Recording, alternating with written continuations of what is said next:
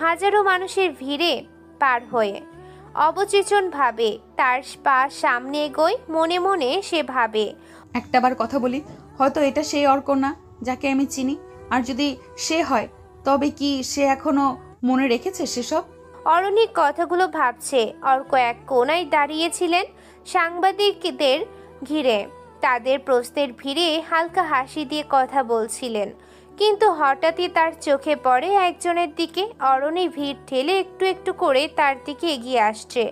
অর্ক মুচকি হাসলো। সেই অরণি যে একসময় অর্ককে অবহেলা চোরাই তুলেছিল, অপমান করত প্রতিটা মুহূর্ত, সে আসছে অর্কের দিকে। অর্ক চোখ নামিয়ে নেয়। চোখে মুখে কঠোরতা। তার চোখে এখন অতীতের কোনো চিহ্ন নেই, শুধু ঠান্ডা অভিমানের ছাপ। অরণি কাছে এসে দাঁড়ায়, একটু কাপা গলায় বলে, অর্ক তুমি? অর্ক কিছু বলে না। অরণি আবার বলে, অর্ক, আমি জানতাম না তুমি এত দূর চলে এসেছো। আমি সত্যিই অবাক। তোমার চেহারাটাও কিন্তু বদলায়নি, তবে তোমাকে আগের থেকেও বেশি সুন্দর লাগছে। অর্ক বুঝতে পারছে না অরণির হঠাৎ হলো কি। এভাবে সে কথা বলেনি কখনো। অরণি আরো কিছু বলতে যাবে, তখনই অর্ক জান্নাতের হাত ধরে এগিয়ে আসে অরণির দিকে। অরণি অর্কের হাতের দিকে তাকায়। জান্নাত বুঝতে পারছে না আসলে হচ্ছেটা কি। অর্ক ধীরে ঠোঁটে ক্ষীণ হেসে বলে, জি অরণি ম্যাম, সেই অর্ক যাকে আপনি চিনতেন। যদিও আপনার চেনা অর্ক তো ছিল এক গরিব চাকর, তাই না? অর্ক, কি হচ্ছে? কিছু না, হয়তো আমার ফ্যান এসেছে দেখা করতে। অর্ক, আমি তখন ভুল করেছিলাম। আমি জানতাম না তুমি এত বড় হবে। আজ আমি গর্বিত যে আমার বাড়ির কাজের লোক দেখিয়ে দিয়েছে সে কত বড়। গর্ব? হাসালেন তো ম্যাম। তবে একটা কথা কি জানেন, গর্বটা তখন দেখাননি যখন আমার মা মারা যাওয়ার পরও আপনার মা আমাকে থালা ছুঁড়ে মেরেছিল, যখন আমি জোরে পড়েছিলাম। আর আপনারা বলেছিলেন গরিবের আবার অসুস্থতা কিসের। তো সেখান থেকে গর্ব করাটা বেশ মানায়, বলেন? মনে আছে অরণি ম্যাম এসব? অরণির চোখ ছলছল করে ওঠে, তবে দমে না। সে আবার বলে, আমি তখন অন্যরকম ছিলাম। আমি বুঝিনি তুমি এত গভীর ছিলে। 2-3 বছর তো পার হয়ে গেছে, তুমি অনেক বড় হয়েছো। ও, সেজন্য এখন মিষ্টি সুরে কথা বলছেন? আসলে তুমি... অর্ক এবার এক ধাপ এগিয়ে এসে অরণির চোখে চোখ রেখে বলে, আপনি আমাকে চেনেননি। আজ আমি আলোয় দাঁড়িয়ে আছি বলে কাছে আসছেন, কিন্তু যে অন্ধকারে আমি বেড়ে উঠেছি সেখানে আপনারা কেউ ছিলেন না। আজ আপনার চোখে আমি সফল, কিন্তু সেই অর্ক যে নীরবে রাত্রির পর রাত্রি নিজের ভবিষ্যৎ গড়েছে, সে অর্ক আর এখন কারো প্রয়োজন বোধ করে না। অরণি আর কিছু বলতে পারে না। গলার কাছে দলা পাকানো কান্না অনুভূতি আসে। অর্ক ধীরে ঘুরে যেতে যেতে বলে, যাকে তুচ্ছ করেছিলেন আজ তাকেই ছুতে চান? দুঃখিত অরণি, তুমি আজও আমাকে হারিয়েছো। অরণি থমকে দাঁড়িয়ে থাকে। চারপাশের আলো ঝলমলে, হঠাৎ পরিবেশ হঠাৎ অস্পষ্ট হয়ে আসে তার চোখে। তখনই শুধুই সেই অর্ক যাকে সে হারিয়ে ফেলেছে চিরতরে। কোনো ব্যান্ড বাজছে পেছনে, কোনো লাইট ঝলকাচ্ছে স্টেজে, কিন্তু তার ভেতরের ভাঙন, অপরাধ বোধ আর হেরে যাওয়ার যন্ত্রণা অরণ্যকে নিঃশব্দে গ্রাস করে। এমন সময় স্টেজে অর্ককে ডাকা হয়। তার পেছনে সফলতার গল্প শুনবে সবাই। অর্ক স্টেজে আসে, মাইক হাতে দাঁড়িয়ে বলে, আমার পরিচয় দেওয়ার মতো কিছুই নেই। একজনের বাড়িতে কাজের লোক হিসেবে থাকতাম। আমার মা সেই বাড়িতে কাজ করত। সকাল ভোর থেকে রাত 12টা অবধি কাজ করত তিনি। আমার মা সেই বাড়িতে অসুস্থতায় মারা যায়। কেউ তার গায়ে স্পর্শ অবধি করেনি, বরং শুনেছিলাম তুচ্ছ ভরা কণ্ঠস্বর, কাজের মহিলা মরছে, লাশ ড্রেনে ফেলে দিয়ে আয়। কষ্টে বুক ফেটে গিয়েছিল আমার। সেদিন থেকে প্রতিজ্ঞা করেছিলাম বড় আমাকে হতেই হবে। উন্মুক্ত স্কুলে ভর্তি হই, ক্লাস না করলেও পড়াশোনা চালিয়ে গেছি ঠিকই। বাড়িতে মায়ের জায়গাতে কাজটা আমার দেওয়া হয়। গরু খাটান খেটেছি আমি। প্রতিদিন নির্যাতন হয়েছি সে বাড়ির স্যার ম্যাডামদের কাছে। অসুস্থ হয়ে পড়ে থাকলেও আমাকে লাথি মেরে উঠিয়ে কাজ করিয়ে নিয়েছে। সব ঠিক ছিল। জীবনের চরম পর্যায়ে গিয়েছিলাম হয়তো। সে বাড়িতে সুন্দরী একটি মেয়ে থাকতো, বাড়ির মালিকের মেয়ে। দেখতে সুন্দরী, মন আমার ব্যাকুল হয়, মেয়েটাকে ভালোবেসে ফেলি।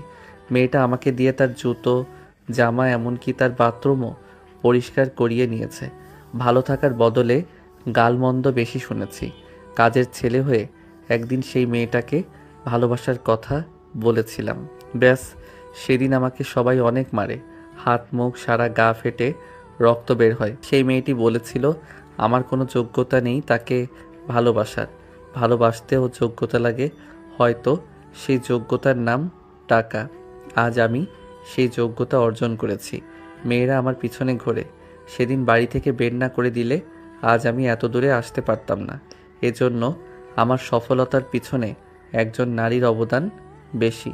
কথায় আছে না, প্রত্যেক পুরুষের সফলতার পিছনে কারণ থাকে একজন নারী। আমার বেলাতেও সে। যদি সেই পরিবার, সেই নারীটা আজকে এসব দেখে, তাহলে তাকে ধন্যবাদ জানালাম। অর্ক কথাগুলো বলে তার বক্তব্য শেষ করে। এরপর অনুষ্ঠান থেকে বের হয়ে যায়। জান্নাত এবার বুঝতে পারে খানিকটা আগে অরণি নামের মেয়েটা আসলে কে ছিল। অর্কের কথা শুনে অরণি কখন যে কেঁদে ফেলেছে বুঝতেই পারেনি। শুধু অরণি নয়, সেখানে থাকা প্রতিটা মানুষ, টিভির সামনে বসা আশরাফ সাহেবের পরিবারও কেঁদে ফেলেছে।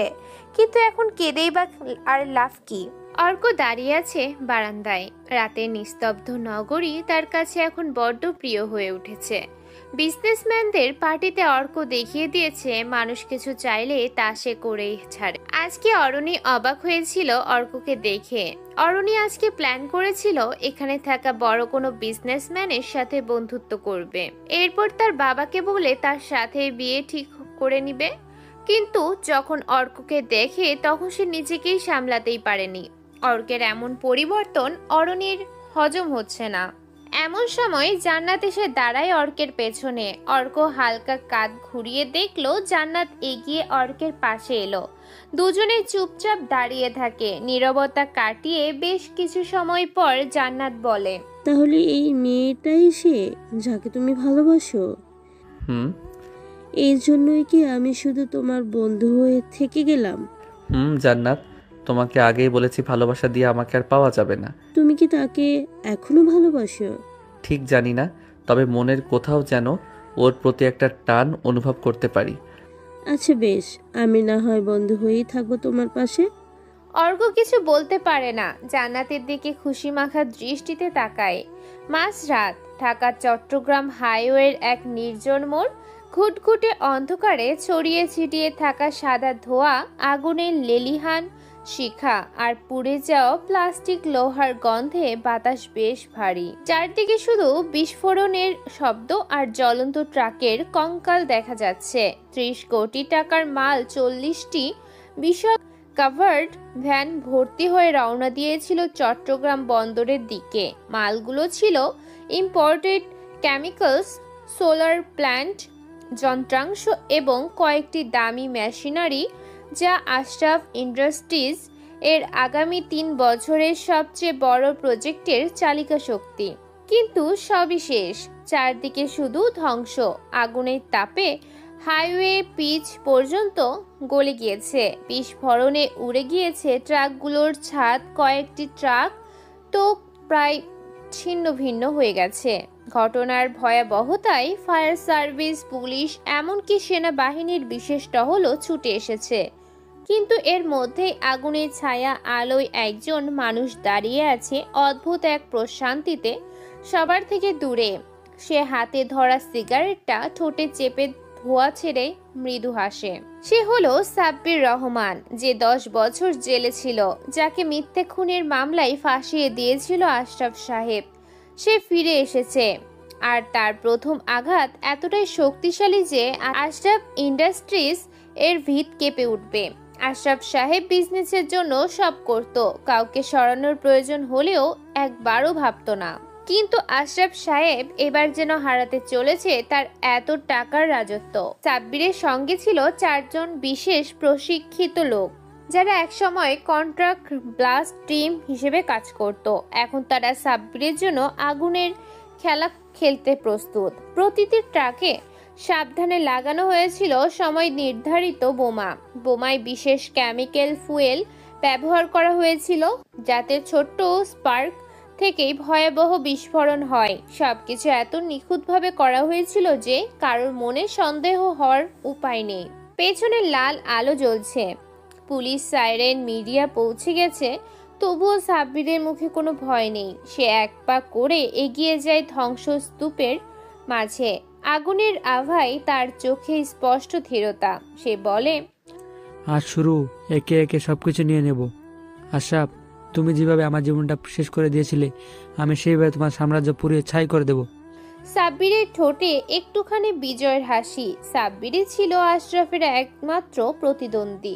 সেই সাব্বিরকেই সরালো নিজের ম্যানেজারকে খুন করিয়ে। সকাল হয়েছে। চিরাচরিত সময়ের আগেই আশরাফ সাহেব অফিসে হাজির।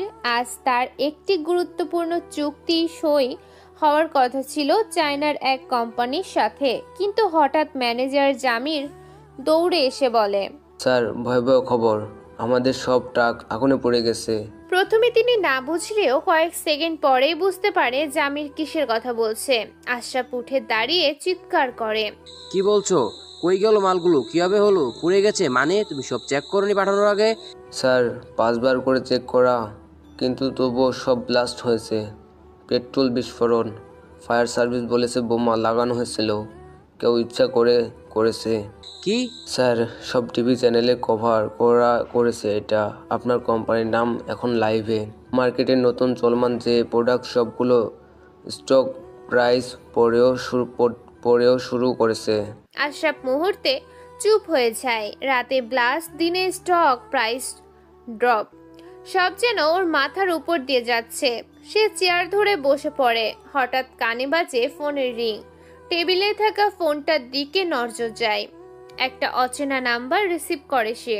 হ্যালো? ওপাশ থেকে কাপা গলায় ভেসে আসে পরিচিত কণ্ঠ। কেমন আছো পার্টনার? আশরাফ অবাক, চিৎকার করে, তুই সাব্বির? হ্যাঁ আমি। আগুনটা কেমন দেখলে? ভালো লাগছে তো? ও, লাভ নাই, দেখলে মজা পাবে না। যাই হোক, প্রাইস ড্রপ করালাম, কেমন শুনবে না? তোমার প্রোডাক্টের নকলের অভিযোগ মেরে দিছি। হা হা হা, এটা তো সবে মাত্র শুরু আশরাফ, এবার তোমার ধ্বংসের পালা। কি চাস তুই? বাপরে, একদম সোজা পয়েন্টে আসলে। আমি চাই তুমি শেষ হও। তুমি কাঁদো, তুমি বুঝো প্রতিশোধ কাকে বলে। তুমি আমাকে যে রাতে দিয়েছিলে জেলের ভিতর, এবার আমি তোমার জীবনটাকে সেই রকম অন্ধকার করে দেবো। সাব্বির, আমি ছাড়বো না তোকে।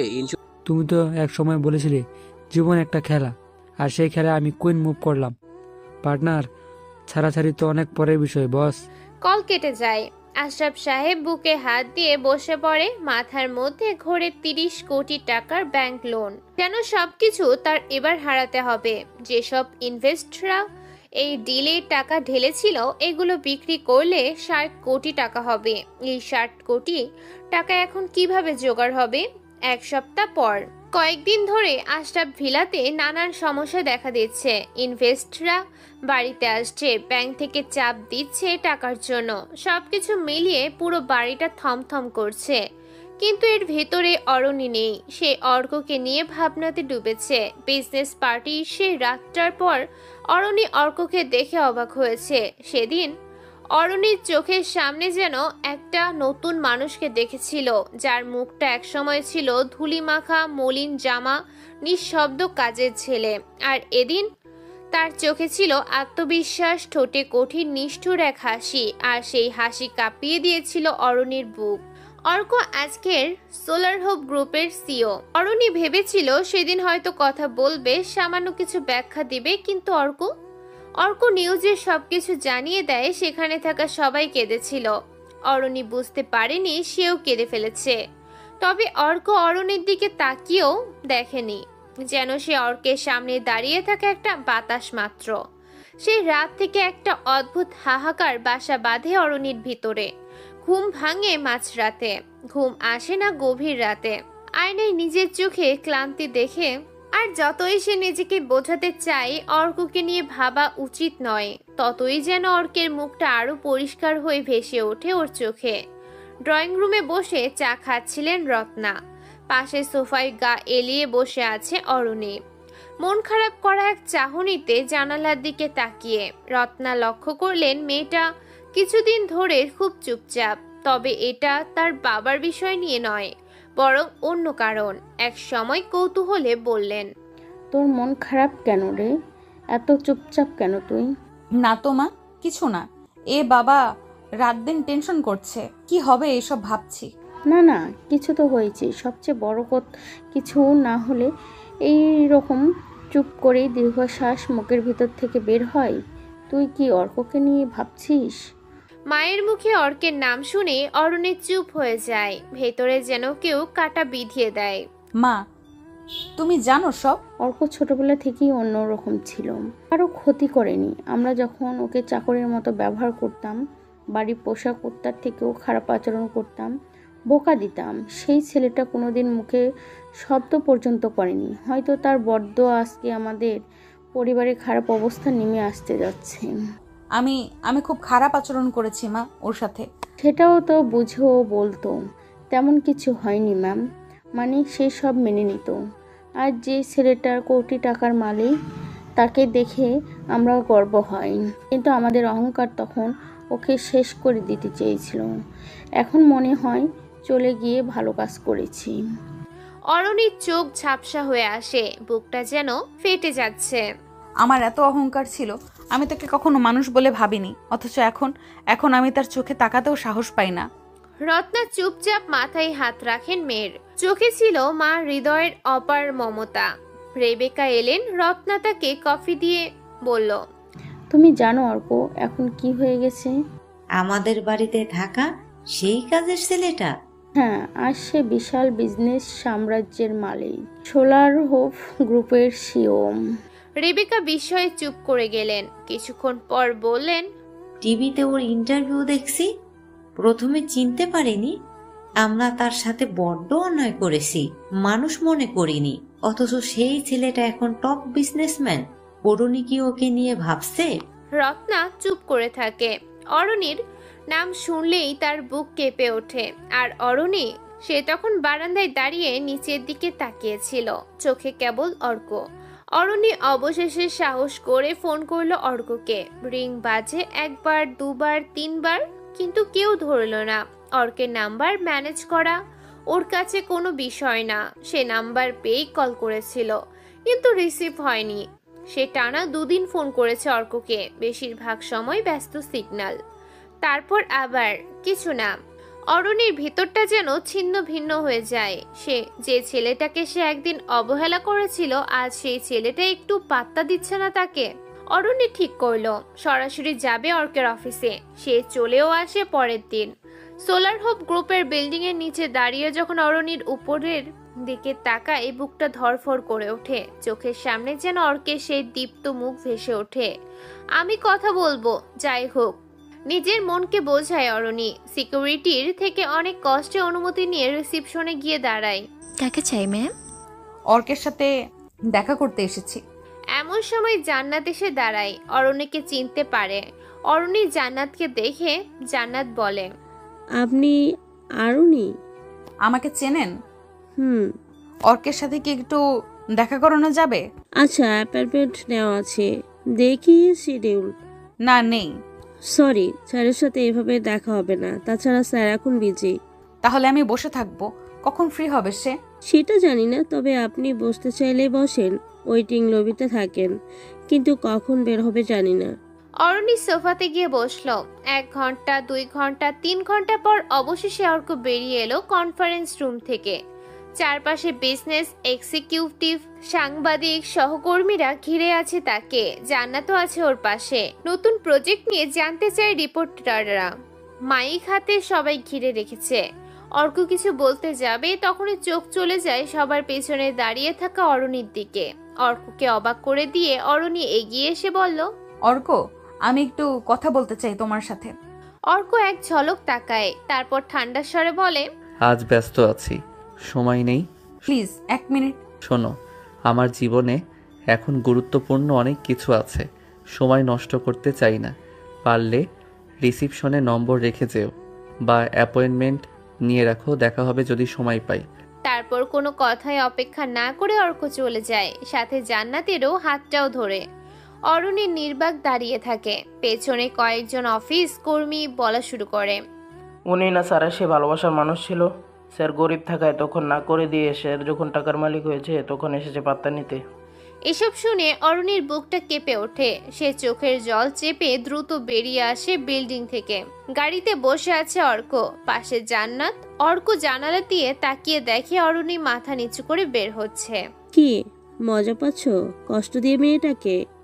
পৈশাচিক মজা। অর্ক, তুমি এমন ছিলে না, বিনয়ী ছিলে।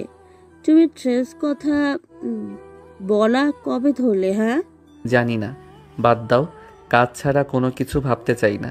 জান্নাত আর কিছু বলতে পারে না, সেও জোরে শ্বাস নেয়। অরুণী বাড়িতে চলে আসে। রাতে জানালার পাশে দাঁড়িয়ে অরুণী নিজের সাথে লড়াই করে, নিজের সাথেই কথা বলে সে। আমি কি ওকে ভালোবেসে ফেলেছি, নাকি আমি কেবল অনুশোচনায় ভুগছি? কিন্তু যখন তাকে দেখি আমার বুকের ভেতরটা কেমন হাহাকার করে ওঠে। অন্যায় বোধ থেকে কি ভালোবাসাও তৈরি হয়?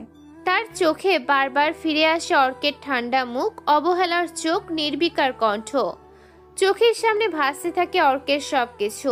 একদিন বৃষ্টির ভিতরে ছেলেটা সারা রাত তার গাড়ির কাদা ধুয়েছিল। কাদাওয়ালা জুতো কাপড় সব পরিষ্কার করে দিয়েছিল। তখন অর্কের চেহারা ছিল মলিন, মাথায় বড় বড় চুল। তো অথচ এখন অর্ক। এসব ভেবে অরুণীর গাল বেয়ে অশ্রু গড়িয়ে পড়ে। সে নিজেই বলে, আমি বলেছিলাম ভালোবাসা পেতে হলে নিজের যোগ্যতা থাকতে হয়। আজ আমি বুঝি তুমি সেই যোগ্যতায় পৌঁছে গেছো, আর আমি পড়ে আছি ভুলের ধ্বংসস্তূপে। পরের দিন বিকেল। অর্ক গাড়ি নিয়ে বেরিয়ে আসছে অফিস থেকে। সামনের রাস্তার ধারে দাঁড়িয়ে আছে অরুণী। চোখে চোখ পড়ল, কিন্তু অর্ক কাজ তুলে গাড়ি চালিয়ে চলে গেল। অরুণী শুধু তাকিয়ে থাকলো তার চলে যাওয়ার পেছনে। তার ভেতরে আবার সেই শব্দ, ভালোবাসা এখন শুধুই একতরফা পিছুটান। সময় যখন খারাপ হয় তখন মানুষের ঘর থেকে ফোন চুরি হয়, আবার বাইকে করে ফোন চুরির জন্য থানায় জিডি করে বাইরে এসে দেখা যায় বাইকটাও চুরি হয়ে গেছে। সব কষ্ট মিশে মসজিদে আল্লাহর কাছে কিছু চাইতে গেলেও মসজিদ থেকে বের হয়ে এসে দেখা যায় জুতাও চুরি হয়ে গেছে। আশরাফ সাহেবের যেন একের পর এক খারাপ সময় সামনে আসছে। নিজের অর্থ আর দক্ষতার অহংকার যেন ধুলির মতো গুঁড়ো হয়ে যাচ্ছে। আশরাফ অফিসে আসতেই ম্যানেজার জামির হাজির। স্যার, আমি আজ সকালে ইনভেস্টদের লিস্ট বের করছি। ট্রাকের মালামালের মধ্যে যাদের পণ্য ছিল তাদের মোট ড্যামেজ ক্লেম দাঁড়াবে প্রায় 50 কোটি টাকা। এছাড়া ট্রান্সপোর্ট, ইন্স্যুরেন্স আর স্টোরেজ হিসাব মিলে পুরোটা 70 কোটিরও বেশি। আশরাফ যেন শোনে না, শুধু কপালের ঘাম মুছে বলে, ইন্স্যুরেন্স তো করা ছিল। দুঃখিত স্যার, যেই ফাইলটা আপনি সাইন করেননি ওই ইন্স্যুরেন্স পলিসি অ্যাক্টিভ হয়নি। ট্রাক ছাড়ার আগে ফাইনাল ভেরিফিকেশন সাইন লাগতো, সেটা হয়নি। মানে এবার চালানি ইন্স্যুরেন্স ছিল না? জামির মাথা নিচু করে থাকে, কিছু বলতে পারে না। কিছু সময় পর বলে, এখন ইনভেস্টদের টাকা দিতে হবে আমাদের। আপনার অ্যাকাউন্টে এখনো 19 কোটি আছে, কিন্তু তাতে কিচ্ছু হবে না, ব্যাংকেও ফান্ড কম। আশরাফ দাঁড়িয়ে উঠে হাঁটতে শুরু করলো পাগলের মতো। এখন কি করা যায়?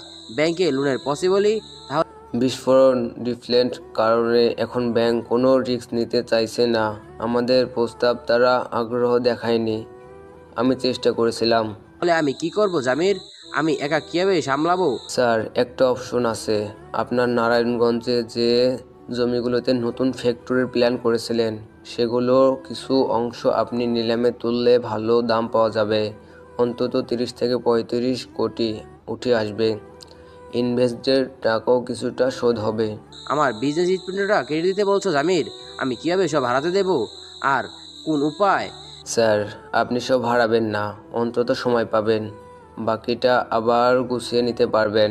আর সেকেন্ড কোনো উপায়ে বলতে কোনো কোম্পানির সাথে শেয়ার ডিলে যাওয়া, কিন্তু এখন আমাদের মতো কোম্পানির সাথে টেম্পোরারি কোনো কোম্পানি ডিলে যাবে না, তাই নিলাম ছাড়া উপায় দেখছি না। চুপচাপ বসে পড়ে আশরাফ। কি করবে বুঝতে পারে না। একের পর এক ফোন আসছে। ইনভেস্টর, ডিস্ট্রিবিউটর, পার্টনার্সরা কল করেছে। তাদের একটাই বক্তব্য। এসব শুনতে শুনতে আশরাফ সাহেবের যেন ঘুম, খাবার সব বন্ধ হয়ে গেছে। কেউ যেন পাশে নেই। অথচ যখন তার ক্ষমতা, টাকা, সম্পত্তি সব ছিল, মানুষের যেন অভাব হতো না। কিন্তু আপাতত পাশে দাঁড়ানোর মানুষ তিনি খুঁজে পাচ্ছেন না। এখন নিজেকে আয়নায় দেখে চোখ লাল হয়ে গেছে, চেহারায় আতঙ্ক বিরাজ করেছে। এই লোকটা একদিন ভাবতো আমি দেশের টপ বিজনেসম্যান, আর আজ একটা দুর্ঘটনায় যেন সবকিছু শেষ। মাথাটা যেন তার কাজ করা বন্ধ করে দিয়েছে। জামির চলে যায়। একা বসে আশরাফ টেবিলে মাথা রেখে ভাবছে তার কত কি না ছিল। কিছু সময় পর জামির হন্তদন্ত হয়ে আবার আশরাফের কেবিনে ঢোকে। স্যার, আরেকটা দুঃসংবাদ। আবার? আশরাফের করুণ চেহারা জামিরের চোখে লাগে, কিন্তু তারও যে কিছু করার নেই। আশরাফ বিজনেস মার্কেটে যেমনই হোক স্টাফদের কখনো বেতন বাকি রাখেনি, বরং সবাইকে বেশ ভালো বেতনই রাখতেন। এই জন্য জামিরের বড্ড খারাপ লাগে যে তার বসের দুর্দিনের কিছু করতে পারছে না। আশরাফ সাহেব দীর্ঘশ্বাস ফেলে বলে, বলো, আর কি বাকি আছে? সাব্বির, সে আপনার কোম্পানির কয়েকজন টেকনিক্যাল অফিসারকে কিনে ফেলেছে, আর তারা আপনার এক্সপার্ট রিপোর্ট, কিছু গুরুত্বপূর্ণ লাইসেন্স ফাইল, এমনকি আপনার টেক্স ফাইলের ডেটা বিক্রি করে দিয়েছে সাব্বিরের কাছে। সে সব মিডিয়াতে মিথ্যাভাবে ছড়াচ্ছে। কি বলছো Sabbir? Sir, just business media নামে একটা নতুন রিপোর্ট বলা হয়েছে আশরাফ গ্রুপের ভিতরে দুর্নীতি, স্রোত, ইনভেস্টরদের সাথে প্রতারণা, এসব ছাপানো হয়েছে। সে আমার পিছনে লেগে আছে কারণ আমি তার ফিউচারে বাধা হয়ে দাঁড়িয়েছিলাম। আমি জানি সে আমার সবকিছু ধ্বংস করতে চায়। স্যার, এটা থামাতে না পারলে আপনি আইনগত দিক থেকেও বড় সমস্যায় পড়বেন। আর কিছু জানো? সাব্বির আপনার এক পুরনো সাপ্লাই কোম্পানির সাথে কন্ট্যাক্ট করেছে। তারা এখন থেকে আপনার কোম্পানিকে মাল সরবরাহ বন্ধ করবে বলে জানিয়েছে। তারা এখন সোলার হোপ কোম্পানির সাথে কাজ করবে। আশরাফের কপালে ভাঁজ পড়ে। গায়ের ঘাম তার দামি জামা ভিজিয়ে দিচ্ছে, ঠোঁট শুকিয়ে গেছে। তার মাথার মধ্যে বাজছে সাব্বির, তুই কি আমায় শেষ করেই ছাড়বি? ছুটির পর সবাই চলে গেছে, অফিস ফাঁকা। আশরাফ চেয়ার থেকে উঠে জানালার ধারে গিয়ে দাঁড়ালো। ঢাকার আলো ঝলমলে শহরটাকে দেখে মনে হয় সব আগের মতোই আছে, কিন্তু তার ভেতরের শহরটা আজ ধ্বংসস্তূপ। মনে পড়ে যখন প্রথম ছোট্ট একটা ট্রেডিং কোম্পানি খুলেছিল, তখন রাত জেগে কাজ করত, নিজের স্বপ্ন নিয়ে ভাবত। আজ এত দূর এসে যখন সে দাঁড়িয়েছে, তখন যেন এক ঝড় এসে সবকিছু ধুলোর মতো উড়িয়ে নিয়ে যাচ্ছে। তার চোখ বেয়ে অশ্রু পড়ে। নিঃশব্দে ফিসফিস করে, আমি কি সত্যিই হেরে যাচ্ছি? দিনগুলো একসময় বদলায়, যেমন বদলে গেছে অর্ক। একসময় যে অর্ক ছিল বড়লোক বাড়ির গরিব কাজের ছেলে, এখন সে এক সফল বিজনেসম্যান। দামি গাড়ি, চোখ ধাঁধানো অফিস, ঝকঝকে স্মার্টনেস, সব মিলিয়ে এক অবিশ্বাস্য রূপান্তর। কিন্তু সেই বদলে যাওয়া অর্ককে যখন প্রথম দেখেছিল অরণি, তার নিজের চোখকেই বিশ্বাস হয়নি।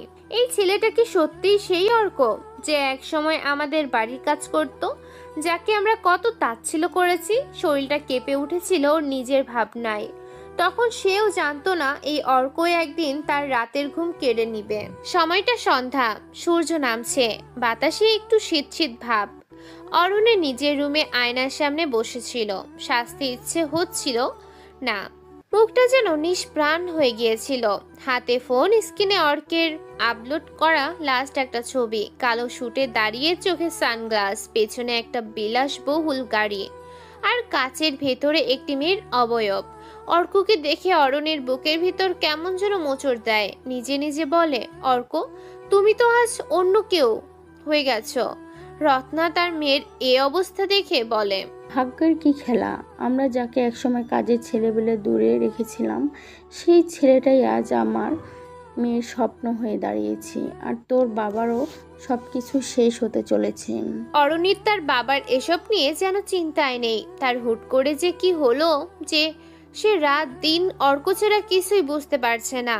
তবে অর্ককে নিয়ে যে বর্তমান কিছু ভাবছে এমন না। অর্ককে নিয়ে অরণি যা ভাবছে তা হলো অতীত। অতীতে অর্কের সাথে যা যা করেছে সেসব ওর চোখের সামনে ভাসে। অরণি যেন পার্সোনাল চাকরও করে রেখেছিল অর্ককে। সেসব ভেবে অরণি যেন আর দুর্বল হয়ে যাচ্ছে। পরের দিন সকালে অরণি বের হলো একদম নতুন সাজে। পরনে হালকা লেবু রঙের শাড়ি, হালকা মেকআপ, হাতে ফোল্ডার। অর্কের অফিসে ঢুকে সোজা রিসেপশন ডেস্কে আসে। আজকে জান্নাত বসে আছে। আমি মিস্টার অর্কের সাথে দেখা করতে চাই। আজও আপনি? আপনার অ্যাপয়েন্টমেন্ট আছে ম্যাম। ও আমাকে চেনে, বলে দিন আরুনি এসেছে। আর যদি সে না শোনে তবে আমি নিজে যাব। জান্নাত মেয়েটা অর্কের কাছে যায়। জান্নাত অর্ককে বলে, অর্ক, তোমার আরুনি তোমাকে দেখতে এসেছে, অনেক সিরিয়াস। বলো আমি ব্যস্ত, সময় নেই দেখা করার। কিন্তু অর্ক, বললাম না আমি ব্যস্ত। বেশ। জান্নাত আসে সেখানে। অরণি দাঁড়িয়েছিল। অফিসের সব লোকজন অরণিকে দেখছে। জান্নাত এসে বলে, সরি ম্যাম, অর্ক বিজি আছে। ও আচ্ছা, তুমি ওর কি হও? আমি বন্ধু হই অর্কের। আপনাদের বাড়ি থেকে যেদিন বের করে দেওয়া হয়, সে একটা চায়ের দোকানে খুপটির ভেতরে ছিল। পরের দিন মসজিদের ইমাম সাহেবের খাবার খায়। আমার ভাই মাসুম মসজিদ থেকে নামাজ পড়ে বের হচ্ছিল। অর্কের কথা শুনে সে বলেছিল তার থাকার জায়গা আর খাবারের মতো কিছুই নেই। আর সে সময় ভাইয়ের একটা দোকান ছিল ইলেকট্রনিক। সেখানে ভাইয়ের একটা ছেলে দরকার ছিল, ভাই ওকে নিয়ে আসে। কিন্তু অর্ক কাজও ভালো পারে। সে দোকান পরিষ্কার থেকে শুরু করে কাস্টমারদের সাথে সুন্দর করে কথা বলা, জিনিস সারি বা নতুন করে সেট করা সবই পারত। ভাইয়ের ভালো লেগে যায়, সে ভাইয়াকে থাকা ও খাওয়ার ব্যবস্থা করে দেয়। আমি সেখান থেকেই জানি তাকে। আমি কতবার ওর জন্য খাবার এনেছি বাড়ি থেকে। দুজনে পাশাপাশি গল্প করেছি। ওর একটাই স্বপ্ন ছিল, বড় হতে হবে, তবে তা সৎভাবে। সে জানতো এই শহরে কেউ স্বার্থ ছাড়া কিছুই দেয় না। অর্কের প্রবল ইচ্ছা আর আমার ভাইয়ার ছোট ছোট ইনভেস্টরের মাধ্যমেই অর্ক আজ এখানে এসেছে। সে পুরনো কিছুই ভোলেনি। অর্ক ভালো ছেলে আরুনি, সে সবাইকে সাথে রেখেছে। আমার ভাইয়াকে একটা সাইড বুঝিয়ে দিয়েছে, আমাকে ম্যানেজার, রিসেপশনের সবই বানিয়েছে। সে হার মানেনি, তাই সে এখানে। আর তুমি তাকে বোঝোনি, তাই তুমি আজ এভাবে এখানে। দেখো কি হয়। জান্নাতের কথা শুনে অরণি কেঁদে ফেলেছে। তবে শব্দ হয় না ওর কান্নায়। নীরবে কাঁদছে। শেষে অরণি বলে, ও আমাকে দেখতে চায় না আর? জান্নাত এই প্রশ্নের উত্তর জানে না। অরণি আর দাঁড়ায় না, মাথা নিচু করে ফিরে যায় অরণি। অরণি দিন দিন অস্থির হতে লাগলো। প্রতিদিন একবার করে অর্কের অফিসে যাওয়া, কখনো অজুহাতে মেইল পাঠানো, কখনো বিজনেস প্রজেক্ট নিয়ে আলোচনা করার ছলে দেখা করার চেষ্টা, সবই যেন এক উদ্দেশ্যই। আমি তোমাকে চাই অর্ক। তুমি আজ আমার অহংকার ভেঙে দিয়েছ। তোমার কাছে আমি মাথা নত করতে রাজি আছি। কিন্তু এসবে কাজ হয় না। আজ অরণি সাহস করে অর্কের ফেসবুকে একটা মেসেজ পাঠায়। অর্ক, আমি জানি তুমি এখন অনেক ব্যস্ত, অনেক বড়। এটাও জানি তুমি আমার মেসেজ দেখবে। ব্যস্ত ঠিক আছে, তবুও আমি কি একটু সময় পেতে পারি কফির জন্য, প্লিজ? অর্ক সিন করে কিন্তু কোনো উত্তর দেয় না। ওদিকে অর্ক একা বসে ব্যালকনিতে, হাতে কফির কাপ, চোখে দিগন্ত ফেরা রাস্তা, পাশে প্রতিদিনের মতো জান্নাত বসে। অর্ক বলে, জানো জান্নাত, অরণি আমাকে বলতো তুই ছোট লোক, কাজের ছেলে, তোর কোনো যোগ্যতা আছে আমাকে ভালোবাসার? কুত্তার বাচ্চা, যার সর সামনে থেকে। বাদ দাও, যা হবার হয়েছে তো। অরণি সেই কথা আজও আমার কানে বাজে। বুঝেছি। তুমি ভালোবাসো আমাকে অরণি। আজকে কেন? এখন আমি কোটিপতি হয়েছি বলে? এখন তোমার চোখে আমি সমাজে মান্যজনক বলে? যোগ্যতা অর্জন করেছি বলে ভালোবাসছো? না, আমি তোমাকে ক্ষমা করতে পারবো না, কখনোই না। কিসব বলছো? একটু রিল্যাক্স হও। অর্ক আর কিছু বলে না, হেলান দিয়ে বসে আছে সে। অর্ক নিজে নিজে কত কথা ভাবে, কিন্তু মনের গভীরে অর্ক জানে সে আজও অরণিকে ভালোবাসে।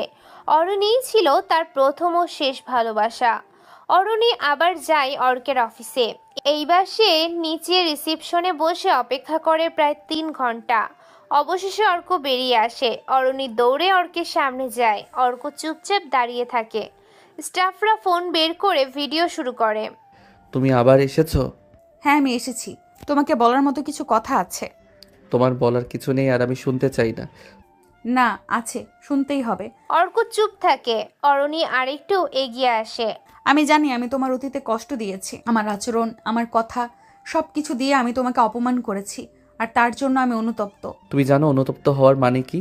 আমি জানি, আর জানি তুমি এখন যেই অবস্থানে পৌঁছেছ সেটা কেবল তোমার মেধা, তোমার সাহস, তোমার যুদ্ধের ফল। আমি আজ বুঝি ভালোবাসা মানে শ্রদ্ধা। আমি শ্রদ্ধা করি তোমাকে অর্ক, একটু বোঝার চেষ্টা করো। হা হা হা, এতদিন কোথায় ছিল এসব? কোনো কিছু আমার বিশ্বাস হয় না।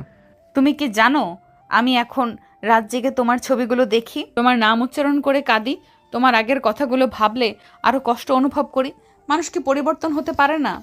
পারে, তবে কখন পরিবর্তন হতে হবে সেটা বুঝে নিতে হয়। অরুণী কাঁপছে এবার, মুখের মেকআপ লিপটে গেছে। দেখো অর্ক, আমি চাই না তুমি আমাকে ভালোবাসো। আমি শুধু চাই তুমি আমাকে একটা সুযোগ দাও। আমি নিজেকে বদলাতে চাই তোমার জন্য, শুধু তোমার জন্য। অর্ক চোখ নামিয়ে নেয়। তার ভিতরে কান্না, অভিমান, ভালোবাসা সব একসাথে তোলপাড় করছে, কিন্তু মুখে সে বলল, তুমি অনেক দেরি করে ফেলেছ অরণি। তুমি আমাকে ঘৃণা করো? না, আমি তোমাকে ভুলতে পারিনি, এটাই আমার সবচেয়ে বড় দুর্বলতা। অরুণীর চোখ জলজল করে ওঠে। তাহলে একবার আমায় ধরে রাখো, আমি আর ছেড়ে যাব না। আমি তো আর সেই অহংকারী মেয়েটি নই, আমি এখন শুধু অরুণী, তোমার হয়ে যেতে চাওয়া এক মেয়ে। অর্ক এবার একটুও না তাকিয়ে পাশ কেটে চলে যায়। অরুণী দাঁড়িয়ে থাকে সেখানে, চুপচাপ, ভাঙা হৃদয় নিয়ে, কিন্তু মুখে একটাই কথা, আমি হাল ছাড়বো না। যতবার তুমি দূরে যাবে ততবার আমি তোমার পিছু আসবো। আমি তো ভালোবেসে ফেলেছি তোমাকে অর্ক। জান্নাত মেয়েটা এগিয়ে এসে অরুণীর পাশে দাঁড়ায়। অরুণীর প্রতি তার মায়া লাগে। সবাই এগিয়ে এসে অরুণীকে সাপোর্ট করতে থাকে। রাত বেশ গভীর। টেবিল জুড়ে ছড়িয়ে ছিটিয়ে থাকা হিসেবের কাগজগুলো জমে উঠেছে স্তূপের মতো। আশরাফ সাহেব কাগজগুলোর দিকে এক দৃষ্টিতে তাকিয়ে আছেন। চোখ লাল হয়ে আছে তার, নিঃশ্বাস যেন বেশ ভারী। পুরো ঘর জুড়ে এক রকম মৃত্যুর স্তব্ধতা বিরাজ করছে। অফিসেই বসে আছে, সব স্টাফরা চলে গেলেও আশরাফ আর জামির যায়নি। জামির তার বসের আশেপাশেই থাকে। ম্যানেজার জামির আশরাফের সামনে দাঁড়িয়ে কাপা গলায় বলল, স্যার, সব হিসেব করে দেখা গেছে ক্ষতির পরিমাণ দাঁড়িয়েছে প্রায় 100 কোটি টাকা। আপনার আর কিছু বাকি নেই। ব্যাংক লোন রিজেক্ট করেছে। আশরাফ চোখ বন্ধ করে চেয়ারে হেলান দিয়ে মাথার ভেতর যেন বাজ পড়ল। তার সারা জীবনের পরিশ্রম গড়ে তোলা সাম্রাজ্য একে একে ভেঙে পড়েছে। জামির আবার বলল, একটা উপায় আছে স্যার। আপনি চাইলে আপনার কোম্পানির সম্পত্তি, বাড়ি, গাড়ি, কয়েকটা সাইট এসব নিলামে উঠিয়ে দিতে পারবেন। দামও পাবেন ভালো। এতে টাকা পরিশোধ হবে। পরে আবার দেখা যাচ্ছে লোন নিয়ে শুরু করবেন। ছোট কোম্পানি থেকে বড় হবে। আশরাফ এবার উঠে দাঁড়ালেন। তার গলায় ছিল হাহাকার মেশানো রাগ। আমি আমার বাড়ি তো আমার কোম্পানি নিলামে তুলবো শুরু থেকে আবার শুরু করাটা সহজ নয় জামির। যার যখন কিছু থাকে না তখন শুরু থেকেই গড়াটা মানানসই, কিন্তু একবার যার অনেক কিছু হয় সে চাইলে শুরুর মতো সব কিছু তৈরি করতে পারে না। স্যার, আর উপায় নেই। মানুষের ক্ষতিপূরণ এটাই পথ। এসব নিলামে তুলে ইনভেস্টদের টাকা পরিশোধ করতে পারবেন। আপনার সম্মান হয়তো রক্ষা পাবে। আশরাফ চুপচাপ জানালার দিকে তাকিয়ে রইলেন। বাইরে ঘোর অন্ধকার। মনে হচ্ছে সে অন্ধকার যেন তার জীবনের প্রতিটি কোণায় ঢুকে গেছে। সে বলে, বেশ, জানিয়ে দাও সবাইকে, 2 সপ্তাহের ভিতরে ব্যবস্থা করো। 2 সপ্তাহ পরে শহরের সবচেয়ে বড় কনভেনশন সেন্টারে আয়োজন করা হয়েছে সেই বহুল প্রতীক্ষিত নিলামের অনুষ্ঠান। আশরাফের বাড়ি, জমি, বিল্ডিং, গাড়ি, কোম্পানির শেয়ার সব উঠে আসছে নিলামে। মিডিয়া, সংবাদপত্র, বিজনেস ফোরাম সবই এসেছে। সাথে এসেছে আশরাফের পরিবারও। এই পরিবার একদিন এতটা বড় ছিল, আজ তারা হারাতে চলেছে সব কিছু। যেন পুরো শহরের চোখে একটা নাটক চলছে।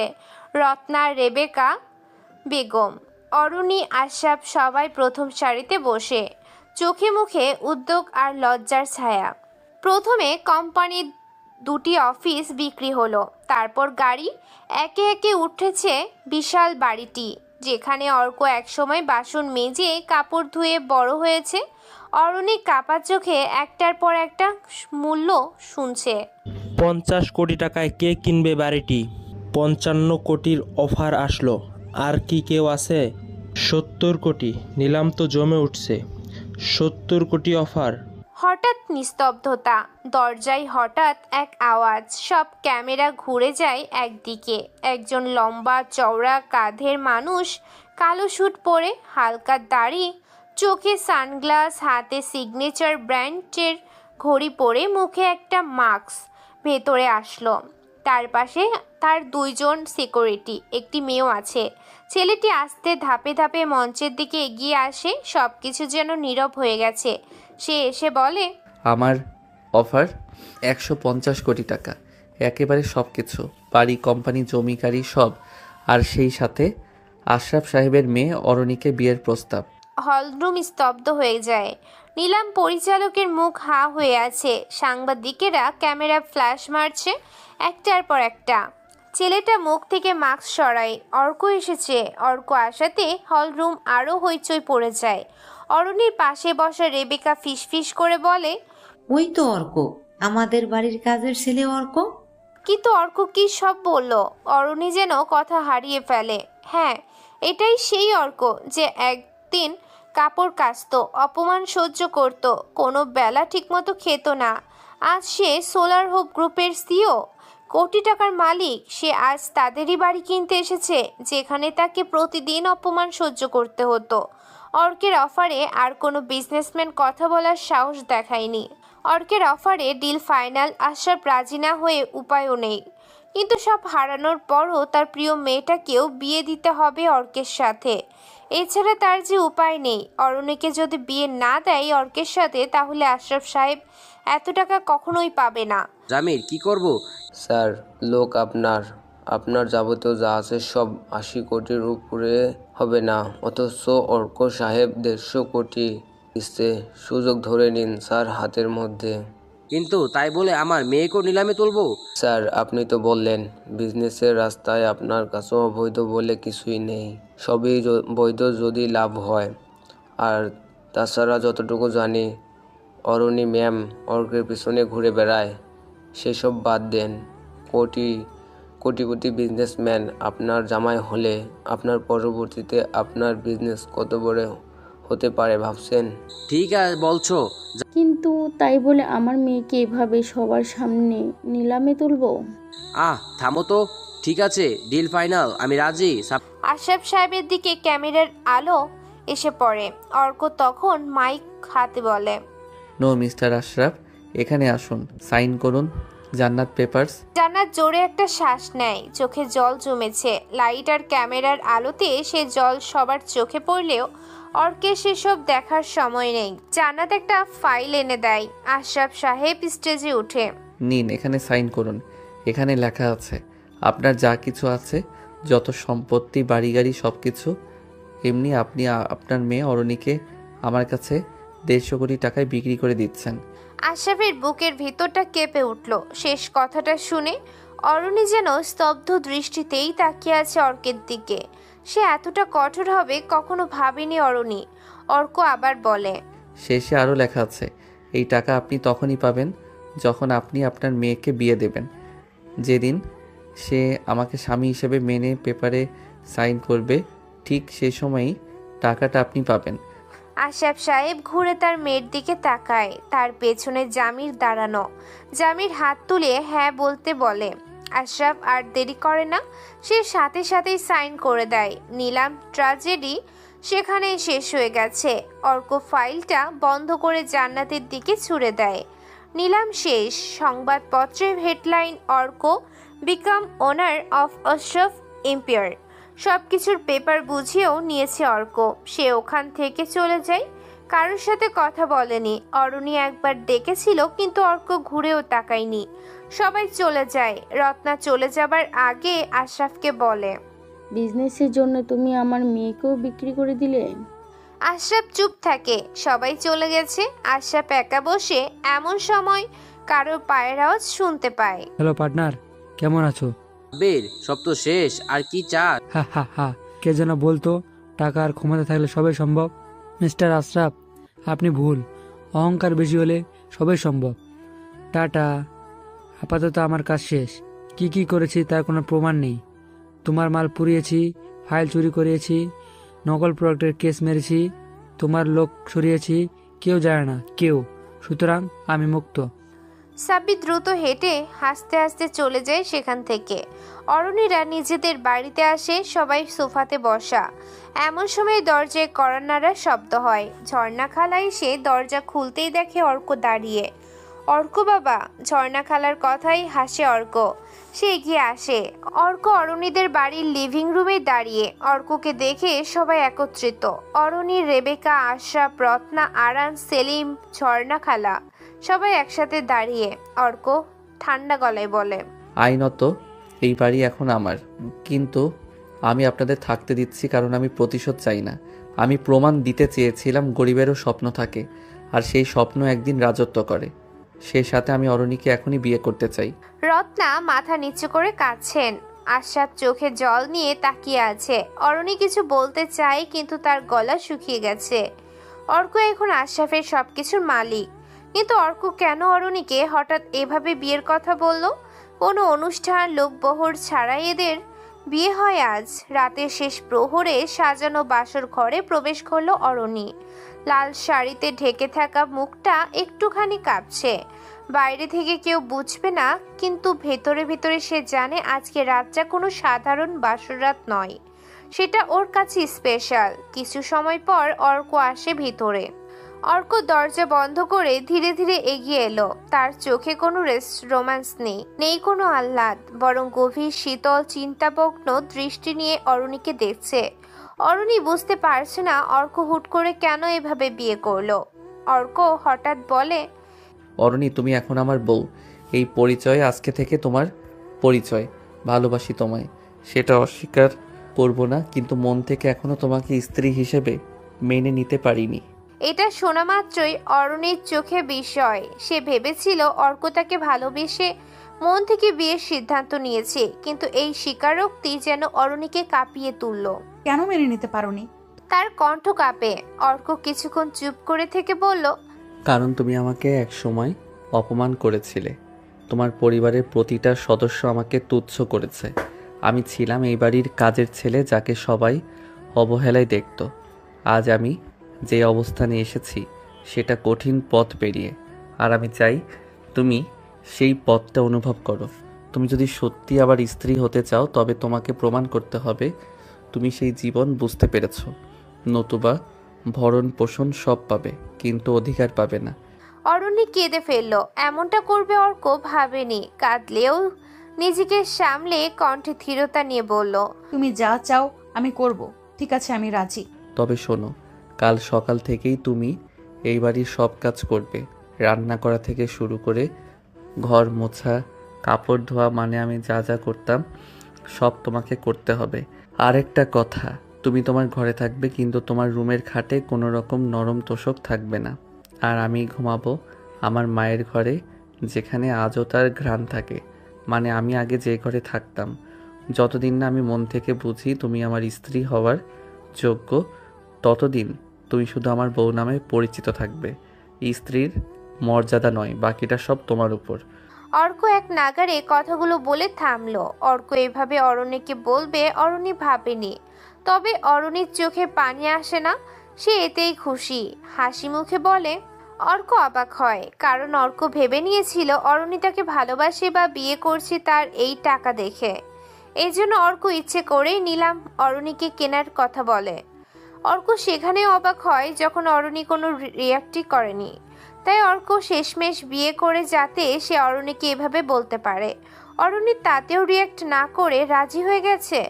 অর্ক জোরে একটা শ্বাস নিয়ে নিজের ঘরে চলে যায়।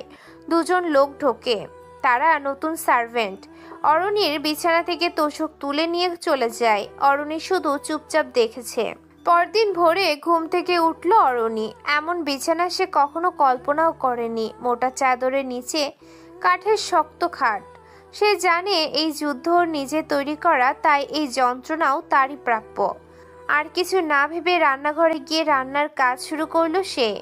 এর কখনো রান্নাঘরে আসেনি সে। আগুন জ্বালানো, চাল ধোয়া, ডাল বাছা কিছুই জানতো না সে। বারবার হাত কেটে যাচ্ছিল তরকারি কাটতে গিয়ে, কিন্তু সে দমে যায়নি। রেবেকা খালা এসে সব দেখলেন। তিনি বললেন, তুই এসব করেছিস? তুই তো ও বাড়ির রাজকন্যা ছিলি। আজ আমি শুধু একজন স্ত্রী হতে চাই, আর তার জন্য এই পথ বেছে নিয়েছি। আমি তোকে সাহায্য করব, তুই হাল ছাড়িস না। অর্ক এসব দেখে কিছুই বলে না। সে নিজের মতো অফিসে যায় আর আসে, কেটে যায় 1 সপ্তাহ। অর্ক প্রতিদিন অফিস থেকে ফিরে দেখতো অরণির পরিশ্রম। একদিন সে দেখলো রান্নাঘরের দরজার পাশে বসে অরণি কাঁদছে, হাতে কাপড় ধোয়ার দাগ, হাতে আগুনের ছ্যাঁকা। পিছনে দাঁড়িয়ে দেখছে অর্ক। অরণির চেহারাটাও আগের মতো নেই, উজ্জ্বলতা স্নান হতে শুরু করেছে। অর্ক কিছু না বলে চলে গেল নিজের ঘরে। ভেতরে ভেতরে তার মন কাঁপছিল, কিন্তু সে জানে ক্ষমা ও ভালোবাসা সহজে পাওয়া উচিত নয়। রাতের বেলা চুপচাপ দরজার পাশে দাঁড়িয়ে থাকে অরণি। মাঝে মাঝে নিচে আসে, অর্কের ঘরের দরজা খুলে দেখে অর্ক তার মায়ের ঘরের পাটি পেতে মাটিতে ঘুমাচ্ছে। মায়ের ছবি জড়িয়ে ঘুমিয়ে আছে সে। সময় কাটতে লাগলো, দিন গিয়ে আরো সপ্তাহ। প্রতিদিন অরণি কাজ করতো মাথা নিচু করে, কখনো অভিযোগ করতো না, কখনো ক্লান্তি প্রকাশ করতো না। ঝর্ণার থেকে রান্না শিখে ঘর মুছে অর্কের সব কাপড় ধোয় বহু আগে নিজের হাতের মেহেদি রং ধুয়ে গেছে সাবানের পানিতে। কিন্তু সে জানে অর্ককে পেতে হলে এইটুকু ত্যাগ না করলে সে আর তার প্রিয় হবে না। অর্ক প্রতিদিন দেখছে চুপচাপ দূর থেকেই, আর তার ভেতরের কঠিন দেয়াল একটু একটু করে গলে যাচ্ছে। একদিন ঝর্ণা খালা এসে বলল, অর্ক, আর কত দেখবি? মেয়েটা নিজের সব অহংকার ফেলে তোকে ভালোবেসেছে। অর্ক কিছু না বলে চলে যায়। পরের দিন সকালে উঠেই অরণি আবার কাজে নেমে পড়ল। রান্নাঘরে চুলা জ্বলছে, হাঁড়িতে ভাত বসানো, তরকারিতে মরিচ পেস্ট, ডাল ফোটানো, থালা বাসন মাজা সব একা হাতে করতে হচ্ছে। ঠান্ডা পানিতে কাপড় ধোয়ার সময় হাত সাদা হয়ে গিয়েছে, আঙ্গুলের চামড়াও ফেটে গিয়েছে অরণির। তবুও মুখে কোনো অভিযোগ নেই, চোখে শুধু একটু জেদ। অর্কের মন জয় করতেই হবে। অর্ক অফিসে যায়, আসে, খায়, কাজ করে, কিন্তু অরণির দিকে তাকিয়েও একটাও কথা বলে না। আবার জান্নাত অর্কের সাথে কাজের বিষয় ছাড়া আর কথা বলে না।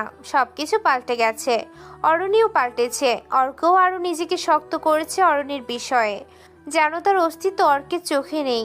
অথচ অরণি জানে না, যখন কেউ তাকে খেয়াল করে না, অর্ক পিছনে পিছনে তাকিয়ে দেখে মেয়েটি প্রতিদিন তার জন্য কষ্ট করছে, তার একটুখানি ভালোবাসার জন্য।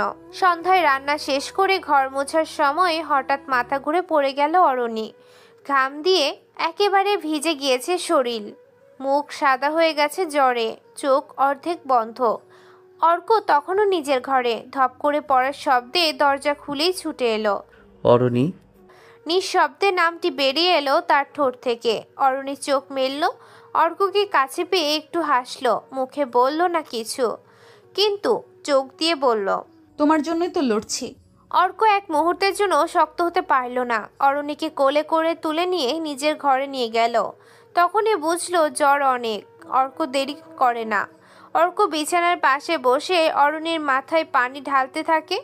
অর্ক রান্নাঘরে গিয়ে স্যুপ বানিয়ে আনে। ডাক্তারকে কল করতে যায় অর্ক। অর্ক, ডাক্তারকে কল করো না প্লিজ, মা বাবা চিন্তা করবে। তুমি একটু পাশে থাকো না, হাতটা ধরে রাখো, আমি সুস্থ হয়ে যাব। তোমার জন্য রাতের রান্নাটাও ঠিক মতো শেষ করতে পারিনি। অর্ক ফোনটা পকেটে রাখে। এভাবে অরণি কখনো কথা বলেনি। অরণির জন্য বানিয়ে আনা স্যুপ খাইয়ে দিতে থাকে।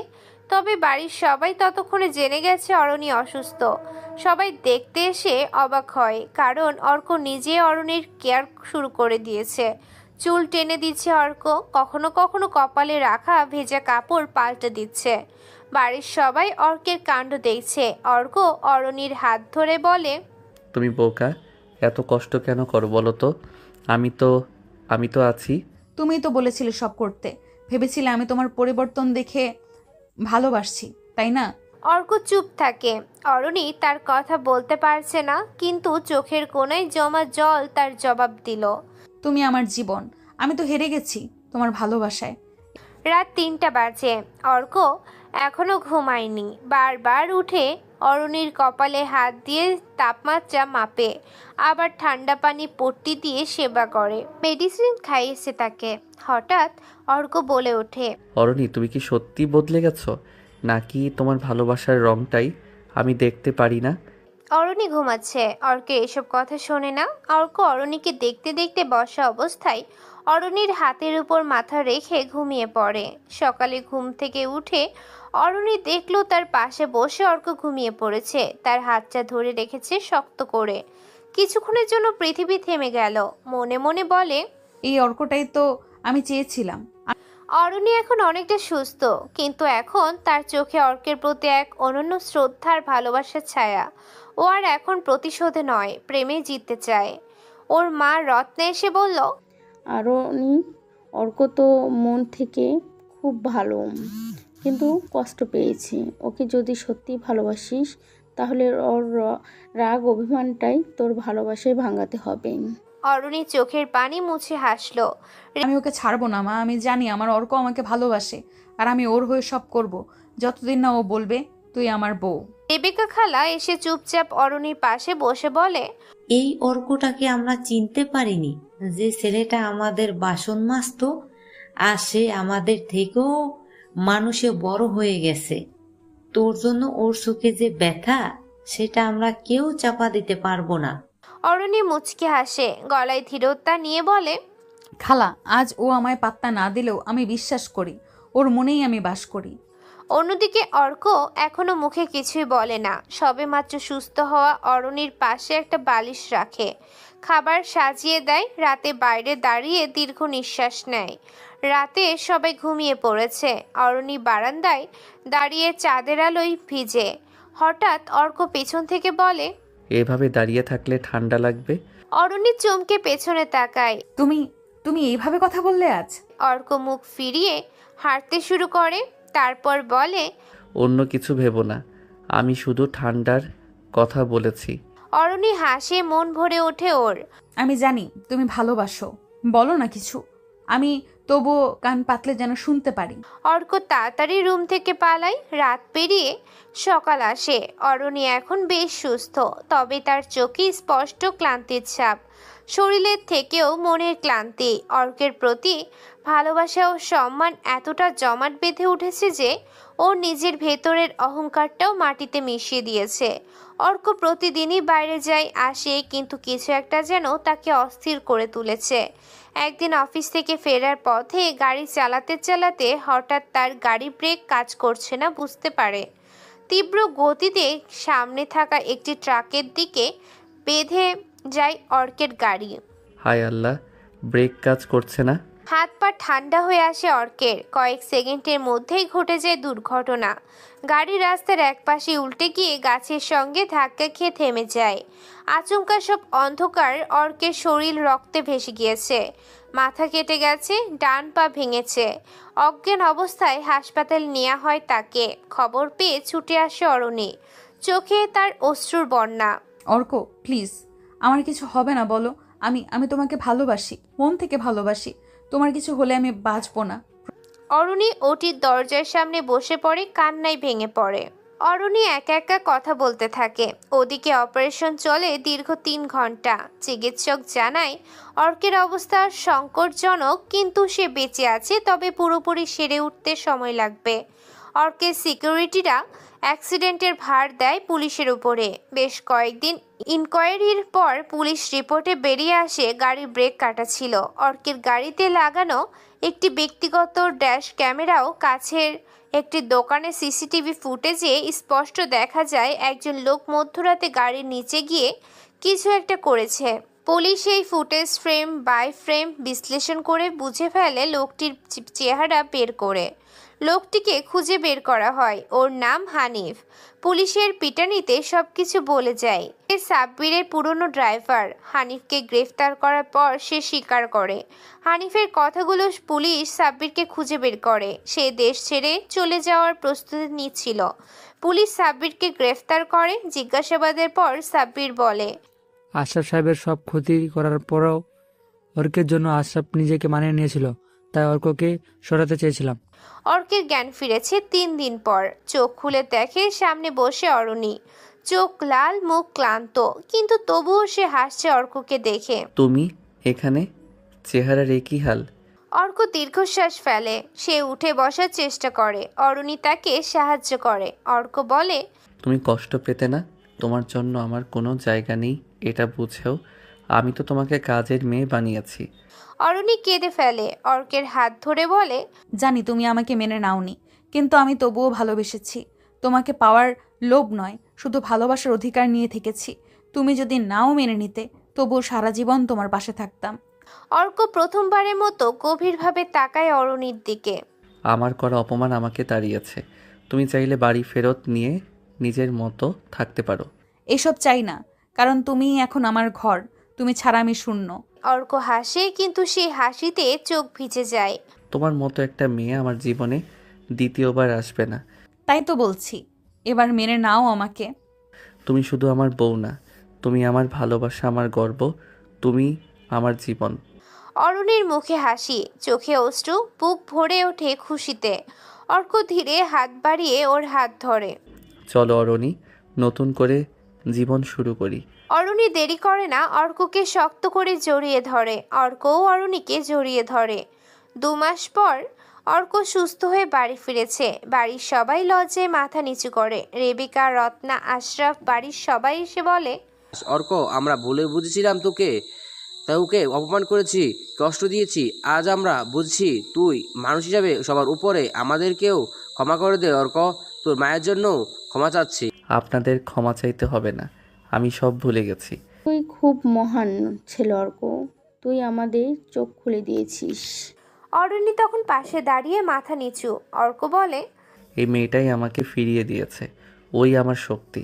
আমার অ্যাসিস্ট্যান্টরা বলেছে অরণি 3 দিন ঘুমাওনি, সে পাশে ছিল, নামাজ পড়েছে, কেঁদেছে আমার জন্য।